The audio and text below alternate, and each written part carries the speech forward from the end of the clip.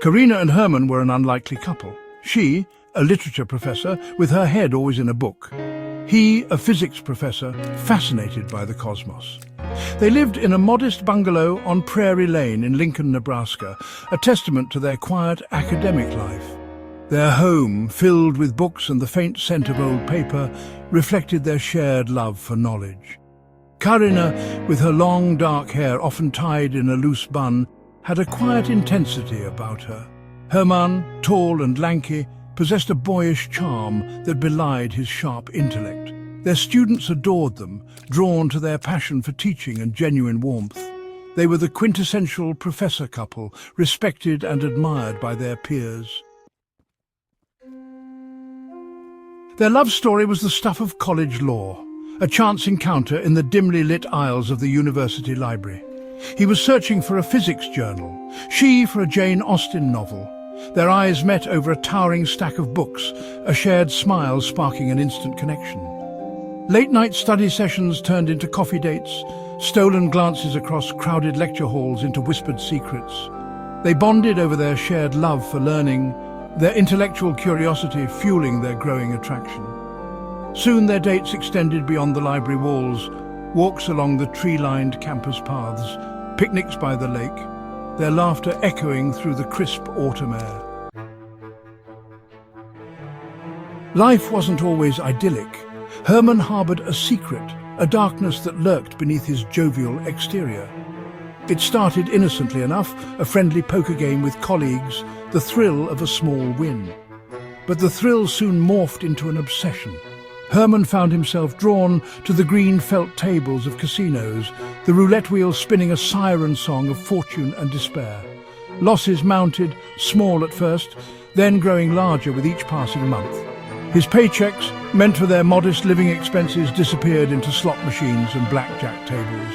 Shame gnawed at him, a bitter pill swallowed with each clandestine visit to the casino. The guilt was a heavy weight, yet he couldn't resist the allure of the game, the desperate hope of recouping his losses. It was a Tuesday evening, the day Herman's paycheck was deposited.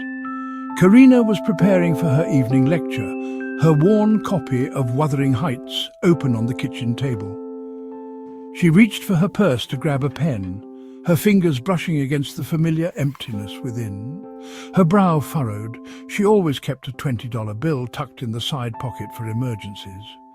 She rummaged through the contents, her heart sinking with each passing second. It wasn't misplaced, she was sure of it. A wave of nausea washed over her, a cold dread seeping into her bones. Her gaze fell on Herman, who was engrossed in the newspaper, his face obscured. A seed of suspicion, tiny and unwelcome, took root in her mind. Section 5. Karina's Dilemma. The thought of Herman stealing from her was unbearable. She dismissed it as quickly as it came, her mind conjuring up a dozen innocent explanations. He must have needed gas, or maybe he'd bought her a surprise gift. But the nagging doubt remained, a persistent whisper in the back of her mind.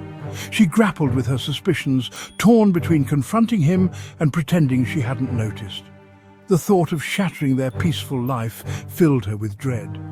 But the alternative, living with the weight of unspoken suspicion, was unbearable. Her heart ached with a pain she couldn't quite place.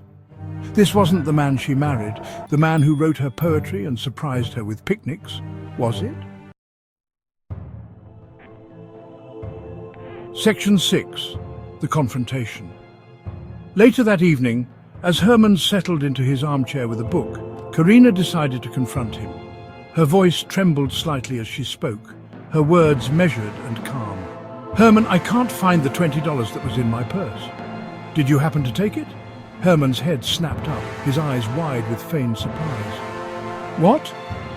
No, I haven't touched your purse. Are you sure you didn't misplace it?"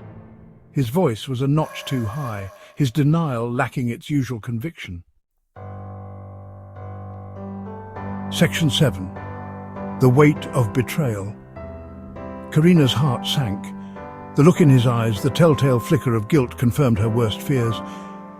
"Herman, please don't lie to me.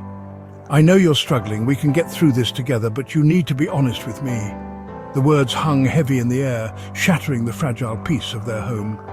Herman's shoulders slumped, his carefully constructed facade crumbling. He buried his face in his hands, shame washing over him in waves. "I'm sorry, Karina, I messed up. I'll pay you back, I promise." His voice was a choked whisper, laden with guilt and remorse. Section 8. Picking up the pieces. The confrontation was a turning point in their relationship. The unspoken truth, the hidden vice that had cast a long shadow over their lives, was finally out in the open. The betrayal cut deep, leaving Karina reeling from the shock. The man she loved, the man she thought she knew, had been living a lie. The road to recovery was long and arduous. Herman confessed to his gambling addiction, the years of accumulated debt, the lies he'd told to cover his tracks. Karina, heartbroken and furious, demanded honesty and accountability. They attended couples counseling, their once solid foundation shaken to its core. Section 9. An uncertain future. The $20, insignificant in itself, became a symbol of their fractured trust. It represented the lies, the deceit, the hidden life that had threatened to destroy their marriage. As they navigated the treacherous waters of betrayal and forgiveness, they were forced to confront their own vulnerabilities, their individual demons. Whether their love would be enough to overcome this betrayal remained to be seen. The future stretched before them, uncertain and daunting. The once bright flame of their love flickered precariously, threatened by the winds of deceit and the weight of unspoken truths. Don't forget to subscribe to Shark Daddy Marco today. With your support, it helps the channel grow and gives me the chance to make more videos like this one.